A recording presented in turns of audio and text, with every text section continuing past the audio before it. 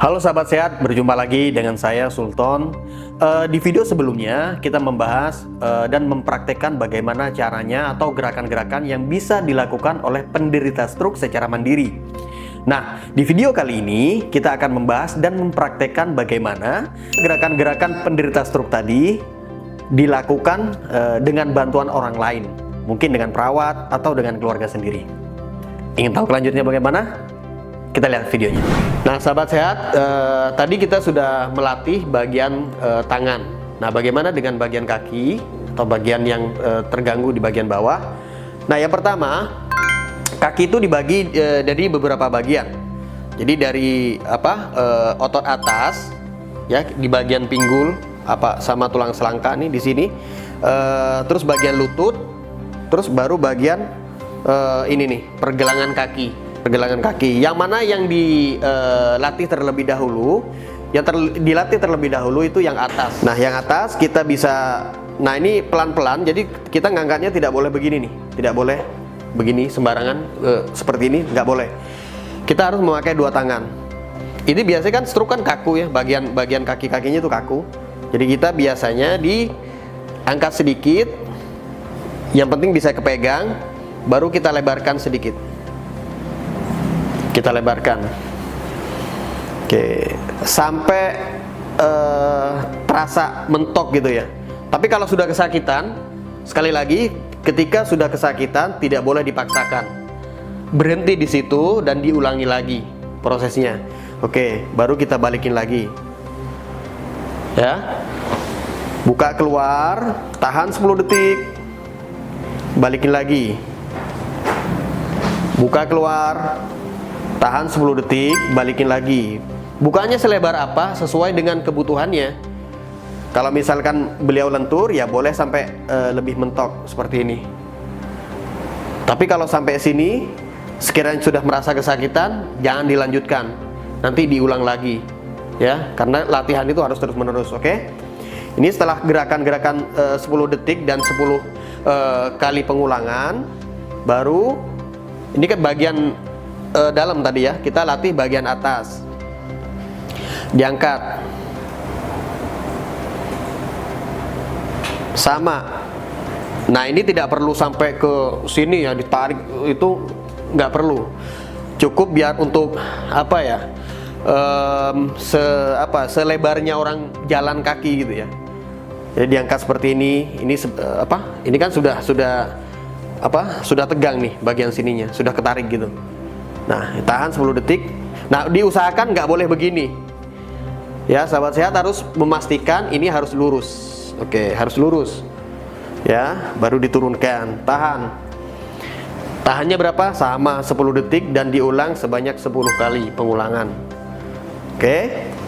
Selanjutnya, kita turun ke bagian lutut. Lutut bagaimana? Nah, ini lutut biasanya banyak sekali yang terjadi kaku di bagian lutut. Biasanya nggak bisa jalan itu juga karena lututnya nggak bisa ditekuk, ya. Jadi solusinya caranya adalah kita masukkan tangan kita ke bawah seperti ini, terus kita angkat. Nah, biasanya ketika diangkat,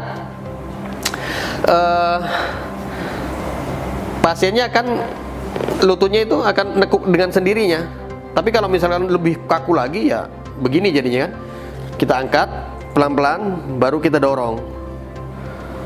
Dorongnya sejauh mana? Sejauh pasien itu tidak merasakan kesakitan.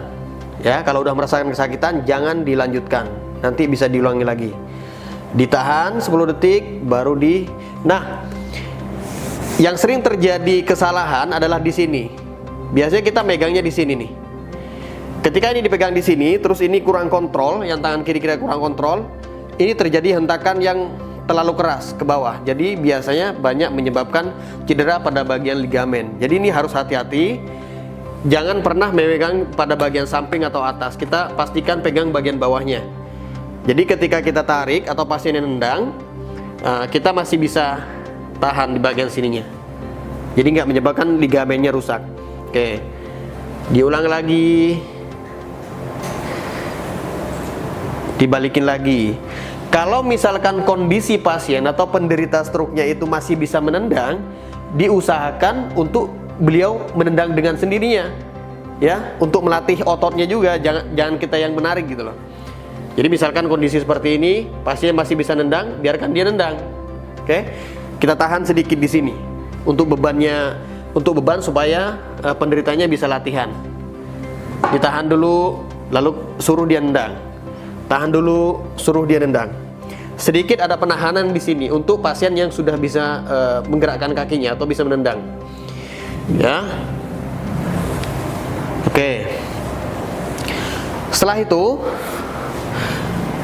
baru kita turun lagi ke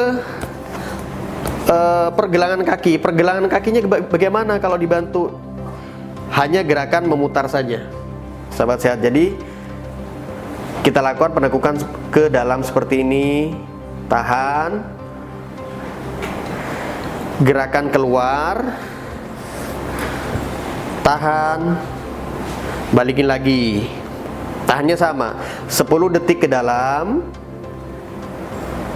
10 detik keluar. Oke.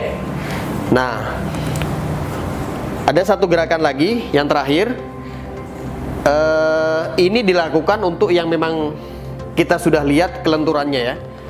Nah, ini kita bisa dorong kakinya dan kita tarik keluar bagian lututnya supaya bisa membentuk angka 4. Nah, ini untuk membuka atau melemaskan bagian otot yang ada pada bagian paha dalam. Nah, selama ini posisinya seperti ini, kita bisa latih seperti ini. Kita mungkin bisa lakukan pressure di sini pelan-pelan. Kita bisa lakukan di sini pelan-pelan. Ini juga berguna untuk menstabilkan posisi tulang belakang, ya, terutama di lower back-nya. Ya, seperti ini. Seberapa lama kita melakukan ini? Ya dikira-kira saja. Ketika kita kira-kira sudah cukup, sudah terlihat rileks bagian ototnya, maka kita balikin ke posisi semula. Nah, untuk pasien yang bisa menggerakkan kakinya, ya, artinya bisa narik atau nendang. Nah, ini boleh diulang gerakan yang tadi. Boleh diulang. Kalau gerakan yang sini, nah tidak perlu diulang, tidak apa-apa. Tapi kalau pasiennya betul-betul udah bisa bergerak, kita bisa mengulang. Suruh dia nendang, dorong lagi, suruh tendang lagi, begitu. Nah, itu gerakan kaki yang bagian depan. Nah, sebetulnya pada bagian depan ini tidak membantu untuk proses berjalan. Tapi ada satu, dan itu di bagian belakang kaki. Ketika orang itu sudah bisa melakukan gerakan yang satu itu, maka biasanya orang itu harusnya sudah bisa jalan. Gerakannya seperti apa? Cukup simpel dan hanya satu gerakan. Nah, untuk yang tidak bisa, untuk pasien yang memang mungkin masih belum bisa berjalan, ya, ini biasanya kakinya tidak akan bisa terangkat ke atas. Coba diangkat, Mas. Nah, tidak akan bisa terangkat seperti itu. Oke, turunin lagi. Angkat lagi. Oke. Nah, biasanya dengan kondisi penderita stroke, beliau akan kesusahan untuk mengangkat kakinya seperti ini. Ya, sangat susah. Makanya ketika ada gerakan seperti ini atau pasien sudah bisa melakukan gerakan seperti ini, maka 90% pasien tersebut sudah bisa dipastikan bisa jalan. Hanya saja mungkin harus melatih keseimbangan tubuhnya untuk bisa jalan tersebut, gitu ya. Jadi biasanya kan ada latihan tuh, ada stepnya. Jadi ada step dari di video sebelumnya sudah kita jelaskan, ada step dari duduk berdiri, dari duduk berdiri itu untuk menguatkan bagian otot paha dan lutut. Bagaimana untuk berjalannya? Nah, berjalannya harus bisa gerakan seperti ini. Jadi yang harus dilatih dari posisi depan tadi. Nah, itu juga harus latih posisi dari belakang seperti ini. Caranya bagaimana? Ya tinggal pegang bagian punggung kakinya, pegang bagian lututnya. Kenapa harus dipegang bagian lutut?